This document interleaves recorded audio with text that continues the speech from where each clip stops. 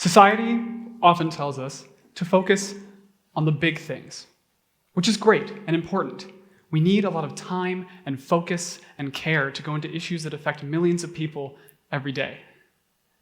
And there's a little bit of selfishness to it. We all want to make an impact on the world, maybe get our name in a book, on a plaque, underneath some statue somewhere. Be remembered for what we do while we're here. But focusing on these big issues is complicated. When one person tries to conceive the collisions of millions of people and the systems that result because of that, they get tunnel vision. They lose track of what's happening around them. Just get so tunneled into this one issue that the rest of the world falls away, and we miss so many things that happen around us. If you're trying to get to that meeting that might get you the job, that'll get you to the meeting that might get you another job, that'll help you run the event that could maybe change the world, you miss a lot of really small things. You miss the people who are coming home, just coming back from a train away and coming back to friends and family and community that miss them, love them, care for them. You miss people leaving home for the first time, going to meet new people and new experiences that they don't even know will happen. You miss the people that this stop is just an intermediary, going from point A to point B and this is somewhere in the middle. You miss the people who spend every day making this station run, the cashiers, the janitors, the train conductors. To them, this place is nothing more than work. But in each of those moments, there are interactions that make people joyous. There are simple conversations over a cup of coffee or a door being held open. And those little moments are what really touch us. And that big meeting, that one thing that could get you in a book that you're trying to get to, it's one slice. It's one moment in the timeline of your life. And the rest of that span is the coffee conversations, the hallway passings, and the door holdings. I'm here to advocate for these small moments because I think that they often get neglected. And if we pay attention to them and bear them witness, we can use them to empower those around us. And to show this, I have a couple of stories from friends of mine on campus. Their names have been changed, so they are protected for their own sake. But I think each of these stories captures how small moments can make a big impact in people's lives. The first story is one about college and coming to a new community for the first time. My friend Nell got to Wesleyan and felt very alone. She was in a place with thousands of people who didn't know her, away from friends and family in a community that trusted her and cared for her. And she felt like a face unseen amidst people sitting in the dining hall. She'd spend every day counting the number of times left she'd have to go to class until she'd go home and be with family and friends. And more than anything, she just wanted to leave. She didn't feel at home. She felt lost. But she didn't want to give up. She wasn't willing just to throw in the towel and go home and say, I quit, I can't do this. She wanted to make it work. And so she found something that reminded her of home. In this case, theater. She did theater back at home, and she got involved doing run crew on the Wesleyan department's theater show. Now, run crew, if you don't know, is a collection of a bunch of really small tasks that makes for a very intense job. It's moving props, making sure they're in the right places, giving actors their cues so they know when to go on stage, moving set pieces in those 10 seconds of black that you have between one scene and another. It all adds up, and you have to be very focused and very intense. But Nell didn't mind. She went, she did what needed to be done, and she left, and that's how she viewed it. And soon rehearsals turned into dress rehearsal, and dress rehearsal turned into opening night. And everyone was nervous. Everyone's always nervous on opening night. Everyone's bustling around, making sure everything is perfect, and that box is just the way it needs to be, and nobody's thinking that anything could go wrong. And as Nell's walking backstage with the crate of props, the technical director grabs her by the shoulder and pulls her aside. And in that moment, she says, I don't know who you are or what you want to do here, but the Wesleyan Theater Department will be lucky to have you.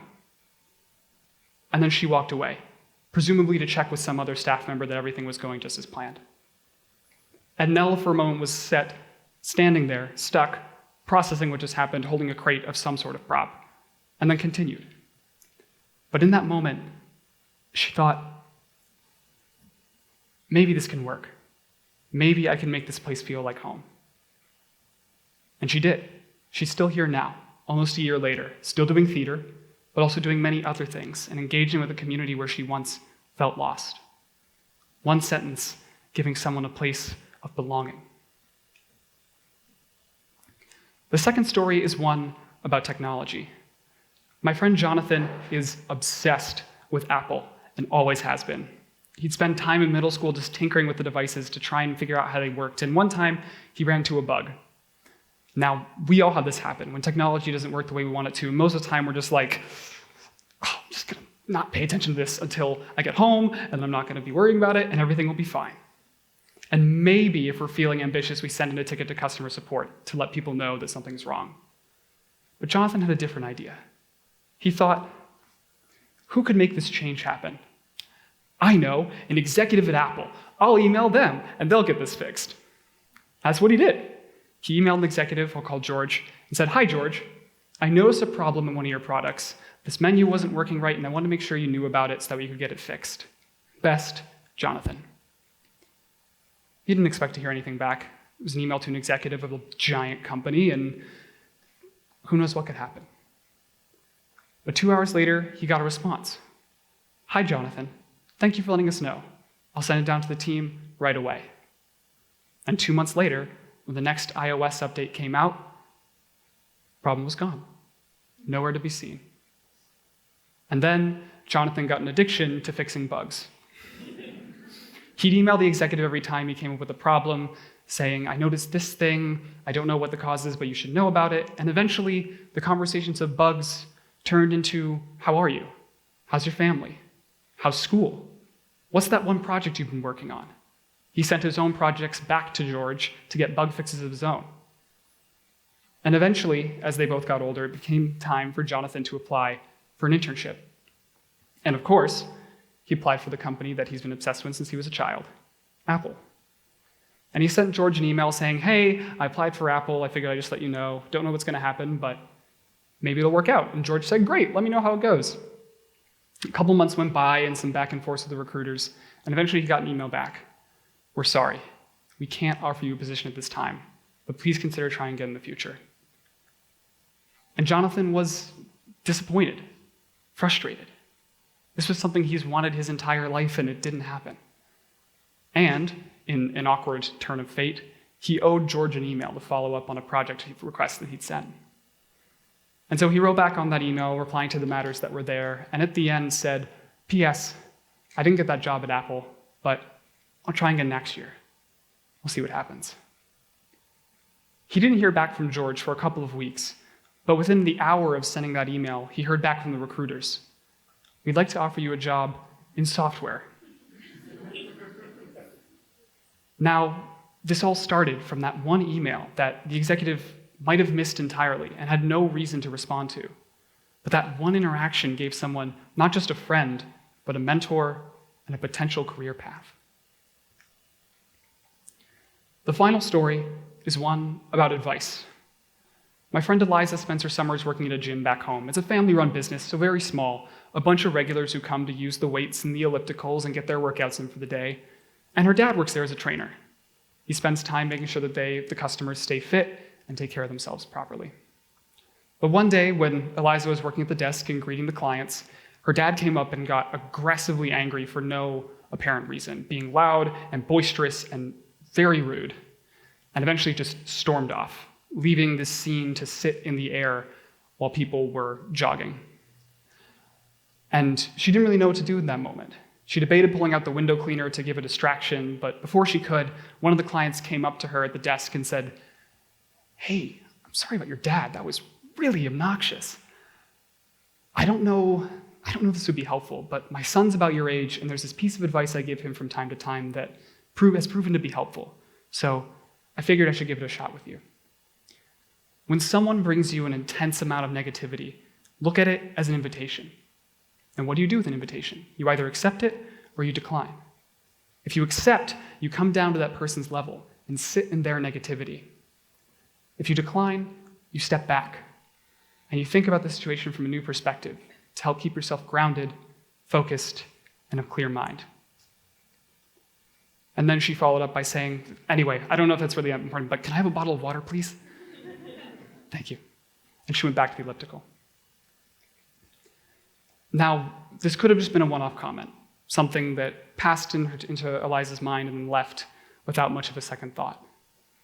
But she still comes back to this idea 2 years later, using it to keep herself grounded and focused in moments of intense stress or anxiety. One conversation giving somebody a tool set to work with for years to come. Now, I really like all three of these stories because it shows how little you need to make an impact in somebody's life. It can be a conversation, an email, or even just one sentence. And I also like these stories because they don't change the world. None of these people went on to cure cancer or to fix some big societal problem that was happening, but they got better. They have a new view on the world and a new tool set to work with. And I'd argue that that's important and something that we forget more often than not. This idea of looking at the little things is not new. It's not revolutionary, but it's something that we miss far too often. I've had so many moments in my life of just a single sentence or a comment that someone makes that sticks with me for years afterwards, and I'm incredibly grateful. And there are moments where I've been able to express that gratitude and see that person react to it, and hoping that that maybe left something for them to work with. And there have also been a lot of moments where I haven't been able to show that gratitude and have been left sitting with this thankfulness and experience that has changed me that that person doesn't even know about. And those are the moments that I want to capture.